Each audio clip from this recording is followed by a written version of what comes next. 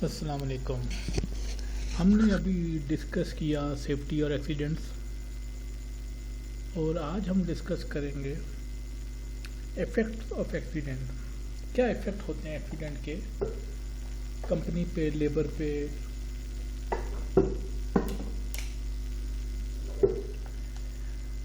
حادثہ، ایکسیڈنٹ معمولی نوعیت کا ہو یا شدید قسم کا، اس کے اثرات برے ہوتے ہیں. یعنی کہ حادثہ بڑا ہو یا چھوٹا ہو، اس کے اثرات برے ہی پڑتے ہیں سب پہ، کمپنی پہ، ورکر پہ، مالکوں پہ. انشورنس پہ بھی اثر آتا ہے اس کا، گڈ ول پہ بھی اثر آتا ہے.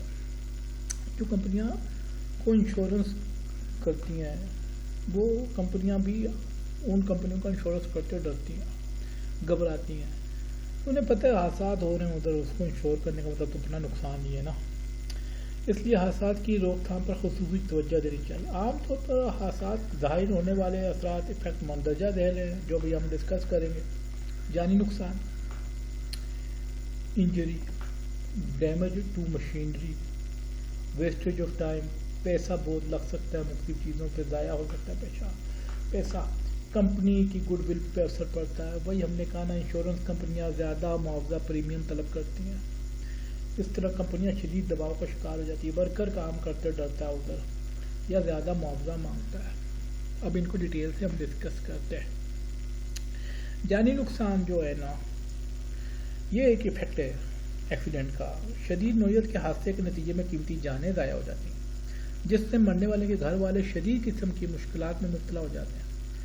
جس کمپنی کے ملازم ہلاک ہو جائے اس پہ شدید دھچکا لگتا ہے، کمپنی کو بھی دھچکا لگتا ہے، گھر والے پریشان ہو جاتے ہیں. جس کا بندہ زخمی ہو جائے، مر جائے، چھوٹا بڑا حادثہ دونوں اس میں آتے ہیں. اس کے علاوہ معاشرہ ہنرمند کارآمد افراد سے محروم ہو جاتا ہے. دیکھیں، حادثہ ہوتا ہے تو کوئی مر جاتا ہے، کیجولیٹی ہو جاتی ہے، تو واقعی ایک ہنرمند آدمی تو گیا نا.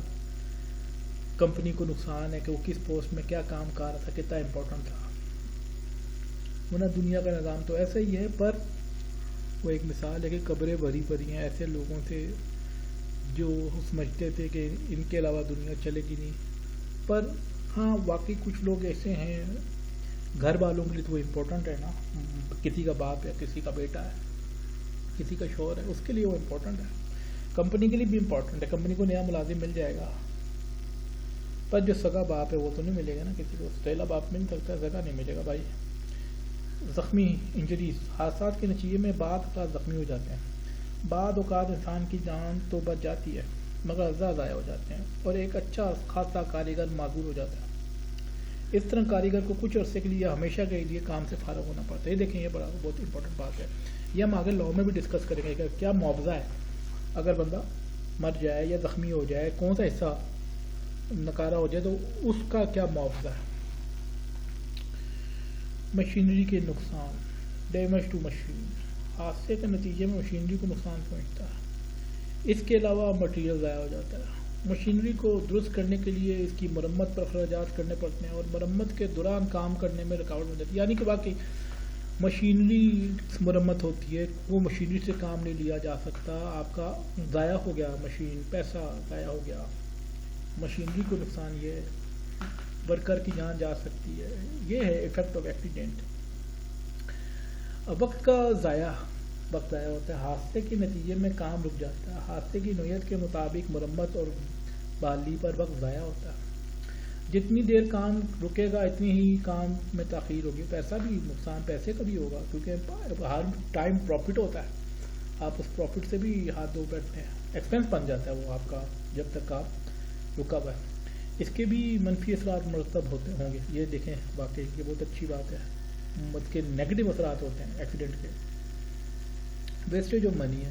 حادثے کے نتیجے میں ہلاک یا زخمی ہونے والے کاریگروں کے ریاستی قوانین کے مطابق معاوضہ ادا کرنا پڑتا ہے. وہی جو ہم نے کہا، لیبر لاء، فیکٹری ایکٹ، وہ ان چیزوں سے ڈیل کرتا ہے. لاء بھی بہت ضروری ہے، بلکہ وہ آپ تو بڑا اچھا ایک کتاب سے گزر ہوا. میں کتاب کو پڑھا تو اس کے اینڈ میں لاء لکھا ہوا تھا. برقی آلات کی کتاب تھی، اس کے اینڈ میں لاء لکھا ہوا تھا. پورا الیکٹریسٹی کا لاء تھا. زخمیوں کے علاج پر اخراجات کرنا پڑتا ہے. مشینری اور املاک کو پہنچنے والے نقصان کو درست کرنے کے لیے اچھے خاصے اخراجات کرنے پڑتے ہیں. اس کے علاوہ حادثے کے دوران ضائع ہونے والے مٹیریل پر بھی اضافی اخراجات برداشت کرنے پڑتے ہیں. یہ بہت صحیح آپ دیکھیں کتنا نقصان ہو جاتا ہے، کسی قسم کا مالی نقصان ہوتا ہے. اور یہ بہت اچھا ہے کہ اگر ہم ہر سیفٹی کے اینڈ میں سیفٹی لاز لکھ دیں، برقی آلات الیکٹریسٹی کی بکس کے اوپر الیکٹریکل لا لکھ دیں، اس طرح کنسٹرکشن کی بکس میں کنسٹرکشن لا لکھ دیں اینڈ میں، تو لوگ لا سے گو تھرو ہو جائیں گے. بالکل لا کا تعارف ہونا چاہیے ہمارے لوگوں کو. کمپنی کی شہرت کا نقصان، damage to goodwill of company, company کا نام خراب ہوتا ہے اگر حادثہ ہو جائے. جس کمپنی یا ادارے میں حادثات کی اشارہ بڑھ جائے اس کمپنی کی شہرت کو نقصان پہنچتا ہے. دوسرے ادارے اس سے لین دین میں جس سے دلچسپی کم کر لیتے ہیں. کاریگر کام کرنے کے لیے راضی نہیں ہوتے یا زیادہ معاوضہ طلب کرتے ہیں. انشورنس کمپنیاں زیادہ معاوضہ پریمیم طلب کرتی ہیں. اس طرح کمپنی شدید دباؤ کا شکار ہو جاتی ہیں. یہ بہت دیکھیں، ایک نہیں، ہم کہتے ہیں نا صحیح ٹائم پہ مرمت کر لو تو آگے بڑے نقصان سے بچ جاتے ہو. تو اگر صحیح ٹائم پہ کاریگر اور کمپنیاں مالکان توجہ دیں تو بڑے بڑے خرچوں سے اور نقصانات سے بچ سکتے ہیں. یعنی کہ دو طرف کا نقصان ہے، یہ مالک کا بھی ہو رہا ہے اور جو بیچارہ مزدور ہے اس کا بھی ہو رہا ہے. تو ہم یہ کہہ رہے تھے کہ بالکل لا ہر سبجیکٹ کے اینڈ میں ہونا چاہیے. جیسے انوائرمنٹ ہے، انوائرمنٹ کے لاز الگ ہیں، تو جو بایولوجی سائنسز پڑھتے ہیں ان کو انوائرمنٹل لاز بھی پڑھانا چاہیے. ہمارے ملک میں کہتا ہوں جو ملکی قوانین ہے کم از کم اس کو لوگوں کو پڑھانا چاہیے، کم از کم ان کو اپنے حق کا پتہ. اب یہ بیچارہ کوئی مزدور مار کے کمپنی تھوڑا بہت پیسہ دے کے بھگا دے گی، اس کو نہیں پتہ میرا کیا کیا حق ہے، کمپنی کے اوپر کیا ذمہ داری تھی، حادثے کے ذمہ دار کون ہے. اگر کمپنی نے آپ کو پرسنل پروٹیکٹیو اکوپمنٹ دیا ہی نہیں اور آپ حادثے کا شکار ہو جاتے ہیں تو کوشچن مار کے اس کا ذمہ دار کون ہے. اور اگر دیا ہے اور آپ نے پہنا نہیں پھر حادثہ ہوتا ہے تو یہ بھی کوشچن مار کے اس پہ. سیدھی بات ہے، کمپنی نے دیا آپ نے نہیں پہنا تو غلطی آپ کی ہے، پر آپ کا معاوضہ بنتا ہے. اور کمپنی نے دیا ہی نہیں تو یہ کمپنی کی غلطی ہے، نیگلیجنس کیا کمپنی نے، رول کو وائلیٹ کیا، اس پر ڈبل ہرجانہ ہونا چاہیے کیونکہ اس نے فالو نہیں کیا. کیونکہ کمپلسری ہے، یہ لا ہے، رول ہے کہ کمپنی پہ لکھا، کمپنی کی دیواروں پہ لکھا ہوگا اور وہ جو بھی ہے رولز ریگولیشن لاز وہ چسپا ہوں گے. میں نے نہیں دیکھا پاکستان میں لگاتے ہیں، پر انٹرنیشنلی لگایا جاتا ہے. ہوں گی کچھ کمپنیاں لگاتی ہوں گی، لگانا چاہیے، ہونا چاہیے. اور یہی ہے کہ اگر آپ ہم سے پڑھنا چاہتے ہیں تو آپ آن لائن پڑھ سکتے ہیں، روم میں واٹس ایپ پہ ہمارے پاس ریکارڈنگ لیکچرز ہیں وہ لے سکتے ہیں ہم سے. دوسرا لیگل ایڈوائز بھی کرتے ہیں ہم لوگ، اور سبجیکٹ کے اوپر بھی کام جاری ہے. ابھی سیفٹی کے لیکچر تیار ہو جائیں گے وہ بھی آپ لے سکتے ہیں، USB پہ گوگل ڈرائیو پہ دے سکتے ہیں آپ کو، اور CDs کی شکل میں دے سکتے ہیں، اس کے چارجز ہم لیتے ہیں.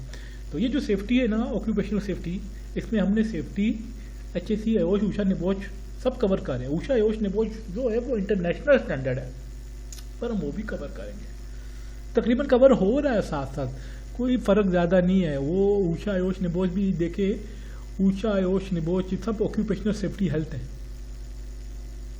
کیسے؟ کیونکہ یہ سب سیفٹی سے ڈیل کرتے ہیں. ان کے ناموں کے بیچ میں بھی دیکھیں تو ایوش اوشا نبوچ ایسا ہے، تو OSH جہاں ہے اس کا آکوپیشنل سیفٹی ہیلتھ، اور HAC بھی پڑھ رہے ہیں ہم، ہیلتھ سیفٹی انوائرمنٹ بھی پڑھ رہے ہیں. تو اوشا ایوش نبوچ کو جب آپ دیکھیں گے نا جدھر لکھا ہوا ہے IOSH OSHA NEOBSH، آپ دیکھیں OSH سیم ہے. OSH کا مطلب بھی آکوپیشنل سیفٹی ہیلتھ ہے. Thank you.